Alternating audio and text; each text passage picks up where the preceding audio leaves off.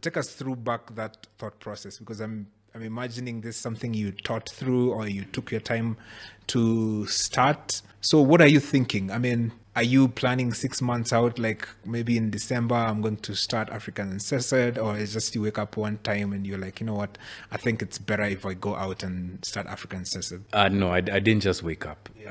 So there was that desire to be in charge of my own storytelling. That started much earlier. I'd say the first real conversation that I had about that, beyond just wishing that I wanted to have my own media company, happens in 2011. Obviously, my wife and I had been talking about, this now and again, but the first real one that I remember happens in 2011 with one of my co-founders. We sat at a restaurant just near Kimathi Street, used to be called Gibson's, and we sat there and we talked through what our ideas were, and then kind of like shelved that. And then when we return to KTN and find that it's not the same environment that we had left, that then now is part of the push factors, I guess, that pushed us out of the newsroom.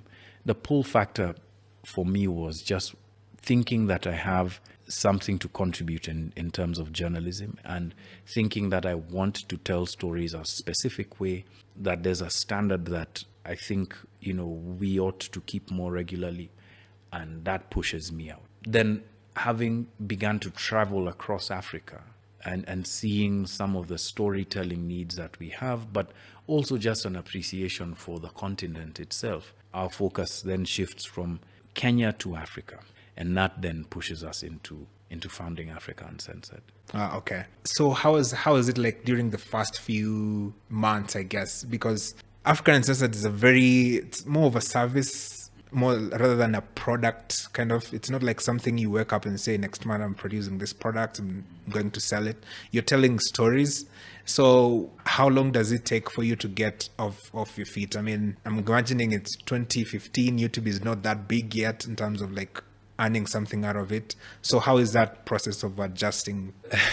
In some ways, it was difficult because you expect that your brand kind of carries over when you're doing something and building something. But as I can imagine with this podcast, you know what it feels like to build a brand from the ground up, like to build a product, to build a service, to even build a brand from the ground up.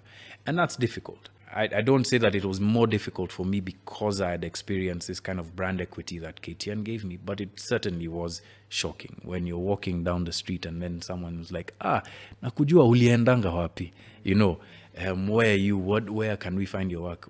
From when you guys left, there's nothing. You understand? And you have to keep on just being humble and saying, no, actually, niko kwa mtandao siku hizi, I'm on YouTube and this is my channel, Africa Uncensored. Even sometimes taking their phones and showing them and clicking and that kind of work. So in terms of building the brand, it was an exciting journey. It still is. I'd say it was difficult to realize that, sometimes when you move on, people also move on from you, right? I'd questioned myself a lot because I wasn't in a particularly bad situation. My job was paying me well enough to maintain my family. I had the eye of the public in terms of being able to anchor news bulletins, plus do the investigative work. I could have managed the politics if I wanted to, but the unction, the need to do this thing was very, very strong at that time.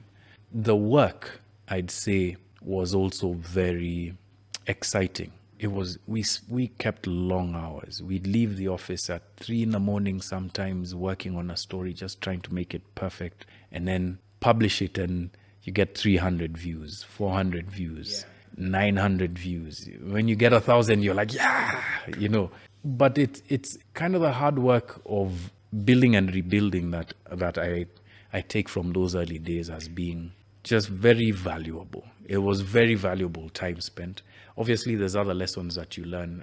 I was talking with Leonard Mudachi on his podcast about tax and now that side of the business that you have to learn. But I wouldn't trade it for anything. Perhaps the one thing that I would say is I wish that I had a healthier sort of prioritization of my family at that time, because I don't think that they got the best of me In as much as my wife and I worked together for 5 years when we were building AUC, I don't think that the kids got the best of me. I was traveling a lot, but sometimes these are kinds of the sacrifices that you have to make.